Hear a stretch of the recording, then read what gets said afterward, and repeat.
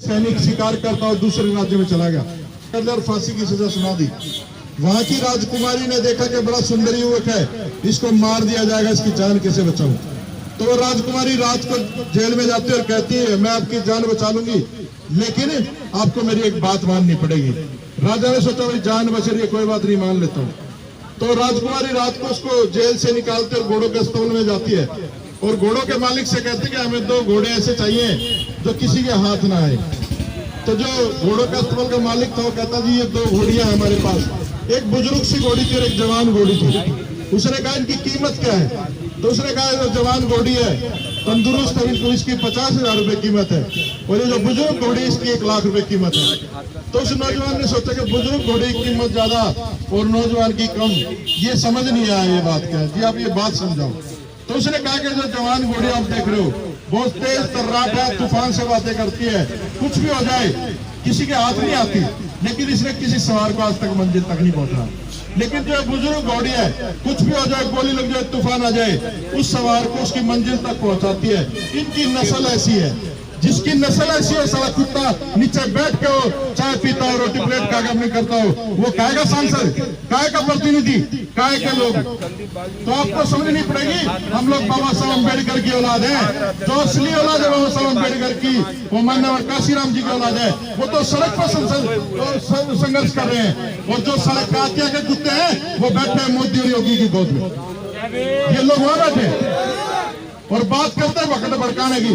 सारे समाज को रोका, पूरे देश का वाल्मीकि समाज देख लो, जगह जगह यहाँ के सांसद ने फोन किया है। सांसद भी रिजर्व कैटेगरी का, एमएलए भी रिजर्व कैटेगरी का, लेकिन कोई कार्रवाई नहीं हो रही। कितना डिले हो रहा है, कितना अपराध हो रहा है। उस बेटी की माँ यहाँ पर सड़क पर बैठी, उसका भाई सड़क पर बैठा है। अरे मैं कहता हूँ अब हमें थाने तहसीलों में नहीं जाना चाहिए, अपनी बेटियों के लिए न्याय मांगने के लिए नहीं जाना चाहिए। अपनी बेटियों को बताना चाहिए कि तुम्हारी बड़ी बहन फूलन देवी थी, और जो फूलन देवी का नाम आता ना, इन कुत्तों की जो ना टट्टी पिसाब निकल जाता है। ऐसी थी फूलन देवी। तो आप लोगों को संघर्ष के लिए, यहाँ तो भाई पानी पीने के लिए बाबा साहब ने संघर्ष किया था, ये तो इज्जत की लड़ाई। लेकिन जो लोग आज घरों में बैठ के देख रहे हैं, जो लोग इस सोशल मीडिया पे ही रहते हैं, जो लोग फेसबुक पर जय भीम और फलाना टिकड़ा लगे रहते हैं, उन हरामखोरों से भी कहना चाहता हूं मैं, घरों से बाहर निकलो। जरूरी नहीं तुम लोग हाथरस में आओ, आवाज दो, आवाज दो। अपने अपने जिले के कलेक्टरों को जाकर के आप लोग सड़क पर लेके आओ। अरे जब इस देश में निर्भया कांड हुआ, वो पांडे थी, ब्राह्मण की बेटी थी, तो उसके लिए पूरा देश खड़ा हो गया। यहाँ रोज हमारी बहन बेटियों का बलात्कार होता है। अभी हाथरस में हुआ, 4 दिन पहले हरियाणा के झज्जर में हुआ, उसके बाद एक और गांव में हुआ करनाल में, घर से उठा के ले गए नई बहू को। वही उसी जाति के लोग, जिस जाति के लोगों ने यहाँ पर अत्याचार किया। क्या तुमने कभी सुना किसी ठाकुर की बेटी का बलात्कार होगा? सुना है कभी? नहीं सुना। कभी सुना है कि किसी एमएलए की छोरी का बलात्कार होगा, किसी एचपी की छोरी का बलात्कार होगा? कभी सुना है क्या? क्यों नहीं होता? इसके जिम्मेदार भी आप लोग हैं। इसके जिम्मेदार बलात्कार करने वाले नहीं है, इसके जिम्मेदार आप लोग हैं। आप लोग दुश्मनों की पार्टियों को वोट देते हो, और जब दुश्मन सत्ता में आता है तो आप लोगों को मारते हैं। आप लोगों को बुरी लगती है अपने समाज की पार्टियां, अपने समाज के नेताओं के लिए आप लोग उल्टी सीधी बातें करते हो। अरे भाई आपको समझना चाहिए, अगर आज बजरंग दल का या विश्व हिंदू परिषद का एक आदना सा टुच्चा सा कार्यकर्ता यहाँ पर आ जाए, तो एक डीएम साहब ना कच्चा बलियान पहन के यहाँ गेट पे खड़ा होगा, और वो भी खाकी। क्योंकि इस देश में जितने भी लोग बैठे हैं प्रशासन में, सारे चड्डीदारी बिठा रखे हैं। इन लोगों को फर्क नहीं पड़ता। ये वही लोग सत्ता में हैं जिन्होंने हमारी बहन बेटियों को नगर में दुबला बना करके छोड़ा, जिन्होंने हमारी बहन बेटियों को देवदासी बना करके छोड़ा। ये लोग चाहते हैं आपको उसी व्यवस्था में रहना। ये जो शख्स है ये कोई आम शख्स नहीं है। अरे इसकी फोटो से भी डरते हैं मनोवादी लोग, इसके स्टैचू से भी डरते हैं मनोवादी लोग। कितना महान था हमारा बाप। और कुछ लोग लगे हुए घंटी बजाने के चक्कर में। मुझे वाल्मीकि लोग कहते हैं चमार है। हाँ मैं फक्र से कहता हूँ मैं चमार हुई, मैं कर्म से चमार हूँ, 7 जन्म से वाल्मीकि में होगा। सुधारना चाहता हूं वाल्मीकि समाज को कि वो घंटी बजाकर छोड़ना और जय भीम बोलना शुरू कर दे, बाबा साहब अम्बेडकर के रास्ते पर चलना शुरू कर दे। जिस दिन ये दोनों जातियां एक प्लेटफॉर्म पे आ गई, एक नेता और एक झंडा उसके नीचे आ गई, दुनिया की कोई ताकत आपका शोषण नहीं कर सकती। इसी उत्तर प्रदेश में जब बहन जी का राज था तो ये जो गुंडे थे ना, ये दो प्रदेश छोड़ करके भाग जाते थे, कई प्रदेश छोड़ करके भाग जाते थे। और ये लोग बात करते हैं व्यवस्था की। अरे हमने इस देश को बनाया है। अगर ये आज डीएम कुर्सी में बैठा है ना, तो इस देश के संविधान की वजह से बैठा है। अगर योगी कुर्सी में बैठा है तो इस देश के संविधान की वजह से बैठा है। अगर इन तथाकथित भगवानों में ताकत होती तो योगी जी जो है ना मठ छोड़ के संसद में, विधानसभा में ये लोग ना जाते। तो ताकत जो है वो संविधान में है, और संविधान से इन लोगों को डर लगता है, कानून से इन लोगों को डर लगता है। क्योंकि जब ये देश मनुष्यवृत्ति से चलता था, जब इनके साथ कोई न्याय कुछ नहीं होता था, ये मन मर्जी करते थे। हमारे लोगों को जिस व्यवस्था इस देश में आज भी रखा जाता है, आज भी संविधान को इम्प्लीमेंट नहीं होने दिया जाता। और मैं, कुछ लोग कहते हैं संदीप भाई गलत बोलते हो, मैं बिल्कुल बोलूंगा, क्योंकि मेरी बहन का बलात्कार हुआ है, मेरी छोटी बहन का बलात्कार हुआ है। आज हमारे माँ बाप भाई बहन सब सड़क पर बैठे। अरे तुम लोग किस भगवान की बात करते हो, किस समाज की बात करते हो, किसकी बात करते हो? ये दिल्ली में अब सीजन आने वाला है, दिल्ली में क्या पूरे देश में सीजन आने वाला, चंदा काटने वालों का। सारे हरामखोर वाल्मीकि यात्रा की पर्चियां ले लेकर के आनेंगे, पैसे इकट्ठा करेंगे और समाज के पैसे पे मौज मस्ती उड़ाएंगे।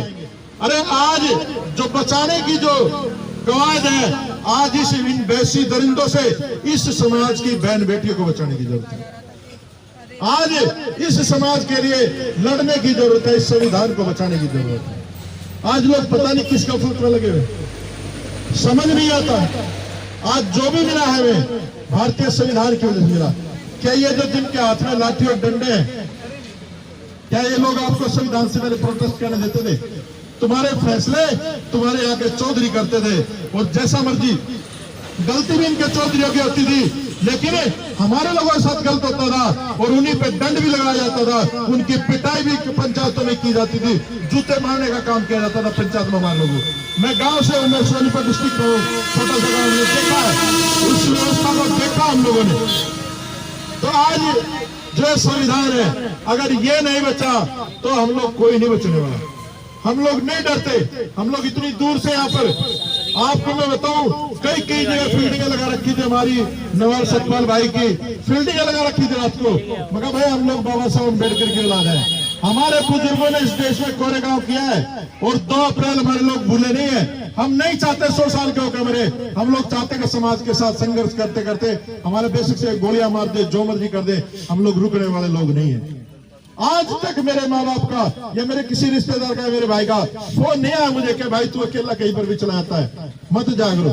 हम लोग कुछ नहीं, हम लोग इन लोगों को चेताना चाहते हैं कि बाबा साहब अम्बेडकर एक ऐसी क्रांति है, दुनिया की ताकत कोई उसे रोक नहीं सकती। अरे तुम लोग जब विदेश में जाते कहते हमने बुद्ध दिया, हमने युद्ध नहीं दिया। इस देश में बाबा साहब अम्बेडकर को बुद्ध को मानने वाले व्यक्ति थे, और इस देश में जो हुआ वो आप लोगों ने देखा। इन चंडाल प्रवृत्ति के लोगों ने इस देश की व्यवस्था को हमेशा खराब किया। ये लोग हमेशा माहौल खराब करते हैं। पूरे देश में अगर कोई घटना जाती है तो महिला आयोग की महिलाएं खड़ी हो जाती है, अध्यक्ष साहब, ये सारे लोग खड़े हो जाते हैं। समझ नहीं आता कि इनकी इज्जत और हमारी बहन बेटी की कोई इज्जत नहीं है। जो बहन ने हमारी मेरे से पहले वक्तव्य दिया, उसने पूरा दर्द बयां किया। तो आज जो हमारी डिमांड है इस परिवार को न्याय दिलाने की, वो सारी इन लोगों से बात करने के लिए आए हैं। ये डीएम साहब पता नहीं अभी गाड़ी खाली गई है या बैठ के गया है, हम लोग उठने वाले लोग नहीं है। और जिसने जाना भाई हमारे साथ फर्जी तरीके से मत रहना, अपने घर चले जाना। हम लोग जो आए हैं यहाँ पर, हम लोग जाएंगे नहीं, यहीं पर बैठेंगे। और इनको आज हम समझ आगे जाएंगे। भाई साहब भी वकील और मैं भी वकील हूँ, ठीक है।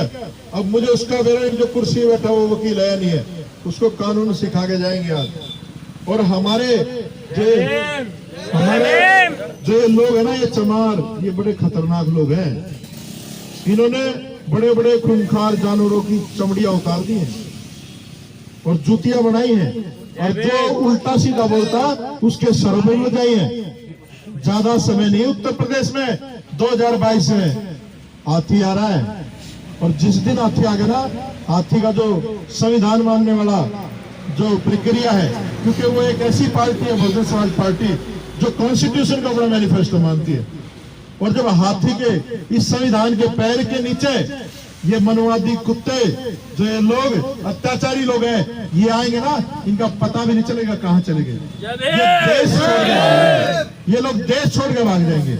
और हम एक और अपील करता हूं इस प्रोटेस्ट के माध्यम से, आए हुए दुख की घड़ी में, लेकिन 2022 में सारे देश के बहुजन समाज के लोग उत्तर प्रदेश में घुस जाओ, अपने समाज की एक भी वोट इधर उधर नहीं जानी चाहिए, अपनी सरकार बना लो। तुम्हारी सरकार नहीं है इसीलिए तुम्हारी बहन बेटियों की इज्जत लूटी जा रही है, तुम्हारी सरकार नहीं है इसलिए तुम लोग बाहर खड़े हो, इसलिए तुम लोग बाहर बैठे हो। अगर तुम्हारी सरकार होती, ये डीएल वहां पर कोटा आया रहता जहां पर वो घटना हुई, ये हिलता नहीं वहां पर। इसको पता चल जाता कि ऊपर जो बैठे लोग हैं, हुक्मरान लोग हैं, वो न्यायप्रिय लोग हैं, और न्याय का सबसे बड़ा उदाहरण इस देश का संविधान है। अगर मैं भी कोई गलत काम करता हूं, मेरे लिए भी वही धारा है, अगर कोई ब्राह्मण भी वही काम करता है तो उसके लिए भी वही धारा है। बाबा साहब अम्बेडकर ने एक ऐसा डॉक्यूमेंट दिया है जो हमें भारत का नागरिक बनाता है, लेकिन ये लोग हमें ना तो इंसान समझते हैं, नागरिक तो बहुत दूर की बात है। और ये प्रक्रिया काफी लंबे समय से चली आ रही है। हम लोग बाबा साहब के कार्यों को रुकने नहीं देंगे, चाहे बात राजनीति की हो, चाहे मिशन की हो। हम लोग हर चौराहे, हर नुक्कड़ पर इन लोगों को इस नीले झंडे के साथ बुलंद खड़े हुए मिलेंगे। आज इस बहन की इस लड़ाई में बहुत सारे लोग सोशल मीडिया पे काम कर रहे हैं। मैं एक और अपील करता हूं दिल्ली के लोगों से, आने वाला अभी जो संडे है 27 तारीख को है, सारी दिल्ली के जो वाल्मीकि है उनका सबसे पहला फर्ज बनता है कि वो लोग सारे के सारे जंतर मंतर पे शाम को 5 से 7 बजे इस बहन को श्रद्धांजलि देने पहुंचे। और पूरे देश के लोग जो है, चाहे वो कहीं भी है, अपने अपने घरों में, अपने अपने गली के चौराहों पे मोमबत्तियां जला के इस बेटी को जो ना, इसके न्याय के लिए आप लोग जो ना अपील करें सरकारों से, है ना। जब तक हम लोग सड़कों पे नहीं आएंगे, ये लोग आपकी बात मानने वाले नहीं है। और जो लोग हमारे ऊपर ओबीसी समाज का जो व्यक्ति है, जो अपने आप को स्वर्ण समझता है, आज देख ले पूरे देश का किसान आज सड़कों पे है। ये जो चड्डी वाले लोग बैठे हैं सरकार में, ये किसी के नहीं है। तो अब इन नारों को जो साहब काशीराम ने दिए थे कि वोट हमारा राज तुम्हारा नहीं चलेगा, नहीं चलेगा साहब, है ना। तो ये नारे आज आपने बुलंद करने हैं, हर गली मोहल्ले में नारे गूंजने चाहिए। तख्त बदल दो, ताज बदल दो, बेईमानों का राज बदल दो। तो इनका राज आपने बदलना है, अपना राज लेके आना है।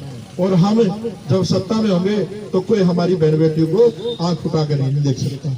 तो जो वोट है, साहब काशीराम कहते थे, वो बेटी की इज्जत से बड़ा वैल्यू है उसका।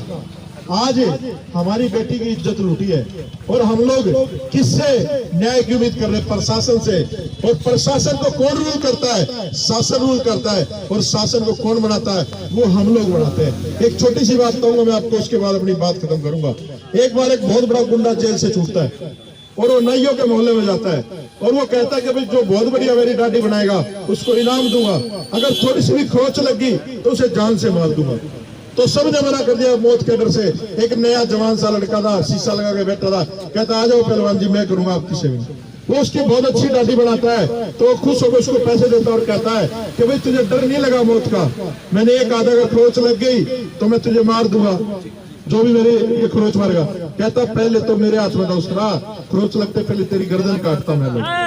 तो ये जो वोट रूपी हथियार है ना, ये बहुत बड़ी ताकत है यार। कब लोग समझो, आप लोग कब समझोगे? जिस दिन इस देश के बहुजन ने दुश्मन को पहचानना सीख लिया और वोट की वैल्यू को समझ लिया, उस दिन असली अम्बेडकर वाद आएगा। और इन्हें जो मनोवादी लोग हैं, इनको हम लोग कुछ कहने की जरूरत नहीं, अपने आप देश छोड़ के चले जाएंगे, गारंटी देता हूँ। एक बार इस देश की प्रधानमंत्री बहन कुमारी मायावती जैसे व्यक्ति को बनाओ, जय ब्राह्मण बनिए ठाकुर। जो लोग हमारे ऊपर अत्याचार करते हैं, मैं नाम नहीं लेना चाहता क्योंकि मेरी जबान गंदी होती है, और मैं किसी अछूत प्राणी का नाम लेकर अपनी जबान गंदा नहीं करना चाहता। ये लोग अछूत लोग हैं, इनको पता चल गया। आज ये जो कोरोना बीमारी है, इस देश के प्रधानमंत्री ने कहा कि सोशल डिस्टेंस, सामाजिक दूरी। अरे हम हजारों सालों से इस सामाजिक दूरी से लड़ रहे हैं, तुम्हारे से एक साल बर्दाश्त नहीं हुई। तो हम चाहते हैं जो अछूत लोग हैं जो बाहर से आए थे, ये देश छोड़ के चले जाए। ये देश हमारा है, ये देश बाबा साहब अम्बेडकर का है, ये देश हमारा है। जय भीम, जय भारत।